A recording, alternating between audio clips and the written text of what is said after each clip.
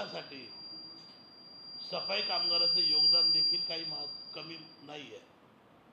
आणि दुर्दैवानं आजपर्यंतच्या सरकारने सफाई कामगारांच्या मूलभूत प्रश्नाकडे बघायचं काम केलेलं नाही, मूलभूत प्रश्न सोडवायचं काम केलं। नरेंद्र मोदी आल्यानंतर या सफाई कामगारांच्या आशा पल्लवी झाल्या, अनेक प्रश्न मार्गी लागत, अनेक प्रश्न सुटत आहेत। या महाराष्ट्राचा पहिला मुख्यमंत्री ज्याने स्वतः हातामध्ये झाडू घेऊन मुंबईचे रस्ते साफ केले, या महाराष्ट्राचा पहिला मुख्यमंत्री मी बघितला एकनाथ शिंदे, की ज्याने मुंबईचे रस्ते पाण्याने स्वच्छ केले। एकाच गोष्टीसाठी, स्वच्छतेचं, सफाई कामगारांचं मनोबल वाढवण्यासाठी, त्याचा आत्मविश्वास वाढवण्यासाठी। आणि आज ती वेळ आलेली आहे की जे दिल्लीतलं सरकार, महाराष्ट्रातलं सरकार सफाई कामगारांच्या भावनांशी, त्यांच्या प्रश्नांशी जिव्हाळ्याचं नातं आहे। सफाई कामगारांचं कर्तव्य आहे की त्यांनी देखील युती आणि एकनाथ शिंदेच्या पाठीशी उभं राहिलं पाहिजे। मध्यंतरी मुंबई हायकोर्टाच्या एका निकालानं फार मोठा गजर निर्माण केला होता। लाडपागे समितीच्या अहवालानुसार वारसा हक्काच्या नोकऱ्या फक्त वाल्मिकी, मेहतर आणि भंगी या 3 जाती समूहालाच मिळतील, अशा प्रकारचा निकाल हायकोर्टाचा आला। आणि त्या निकालानंतर तत्कालीन महाराष्ट्र सरकारने GR काढला।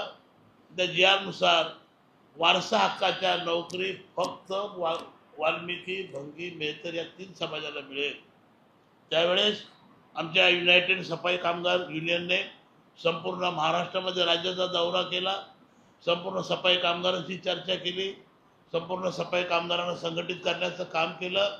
आणि आमच्या असं ध्यानात आलं की हा निर्णय सफाई कामगारांमध्ये फूट पाडणारा आहे। या निर्णयामुळे सफाई कामगारांचं नुकसान होणार आहे आणि हा निर्णय जातीला सीमित असल्यामुळे तो परमपूज्य बाबासाहेबांच्या तत्वज्ञानाच्या विरोधात आहे। आणि त्यासाठी आम्ही माननीय मुख्यमंत्री एकनाथ शिंदे साहेबांना समक्ष भेटून त्यांना सगळं समजावून सांगितलं। आणि मुंबई हायकोर्टाच्या निकालाविरोधात औरंगाबादच्या बेंचमध्ये आपण अपिलात गेलो, अपिलातून प्रश्न निकाल लागला आणि मग तो सुधारित कायदा काढला की जो कर्मचारी कोणत्याही जातीचा, कोणत्याही धर्माचा असो, कचरा वाहून नेणे, रस्ते साफसफाई करणे, कचरा एकत्र करणे, कचऱ्याची विल्हेवाट करणे, या कामाशी ज्याचा शारीरिक संबंध येतो त्या प्रत्येक कामगाराला सफाई कामगार समजलं पाहिजे आणि त्या प्रत्येक कामगाराच्या वारसा हक्काची नोकरी मिळाली पाहिजे। एकनाथ शिंदे साहेबांनी हा कायदा संमत केल्यामुळे राज्यातील हजारो लाखो सफाई कामगारांना न्याय मिळाला आहे। सफाई कामगारांचे वतीनं आम्ही मुख्यमंत्र्यांचे धन्यवाद देखील केलेले आहे। जे काम एकनाथ शिंदे साहेबांनी सफाई कामगारांच्या भावी पिढीच्या दृष्टीने केलं आहे, त्याचं ऋणनिर्देश म्हणून सफाई कामगारांनी आज एकनाथ शिंदे आणि महायुतीच्या पाठीशी उभं राहिलं पाहिजे, असं मला आव्हान करायचं आहे।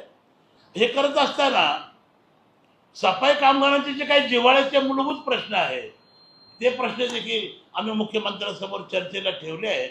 आणि मला असा विश्वास वाटतो की ज्या आमच्या मागण्या आहेत, ज्या मागण्यांचा 1 पैशाचा खर्च देखील सरकारच्या तिजोरीवर येणार नसून, कसल्या प्रकारचं बजेटची प्रोव्हिजन करायची गरज नसून, या मागण्या सफाई कामगारांच्या पुढील पिढीच्या भवितव्यासाठी आवश्यक असल्यामुळे आम्ही त्या मागण्या मुख्यमंत्र्यांसमोर ठेवलेल्या आहेत। राज्यातील सफाई कामगार आज सर्वात मोठी आमची प्रचंड शोषण करणारी, कामगारांचं हिताचं कामगारांच्या रक्ताचं शोषण करणारी जी पद्धत आहे, आज आपण पाहिलं मुंबई महानगरपालिकेमध्ये हजारो कंत्राटी ठेकेदार पद्धतीने नोकर भरती सफाई कामगार काम करत आहे।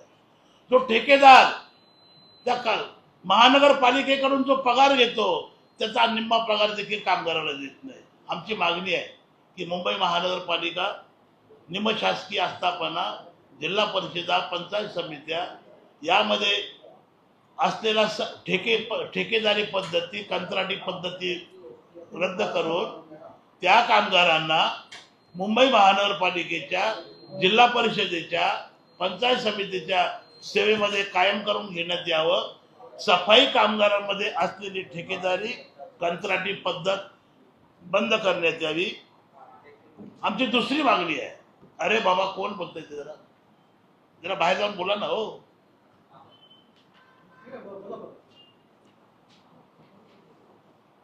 गेली अनेक वर्षापासून आमची मागणी आहे.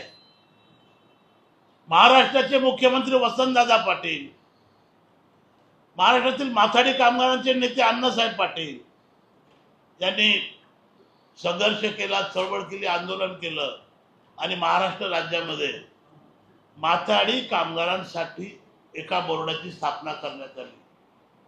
माथाडी कामगाराचं बोर्ड जोपर्यंत नव्हतं तोपर्यंत माथाडी कामगारांचं शोषण केलं जायचं.